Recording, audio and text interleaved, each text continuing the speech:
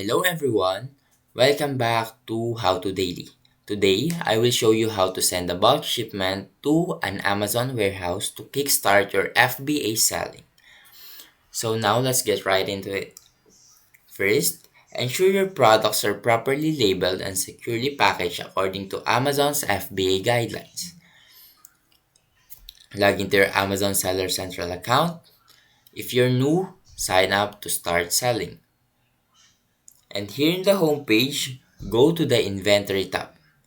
Select Manage Inventory, then choose Send or Replenish Inventory to create your shipping plan.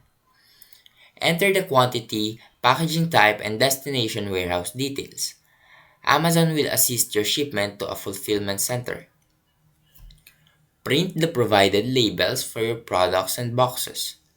Attach them securely, and then arrange for shipping. Now, you need to track your shipment in the shipping queue section of Seller Central. Amazon will notify you when it's received. And that's how you send a bulk shipment to an Amazon warehouse for FBA. Now, if you found this video helpful, please leave a like and subscribe.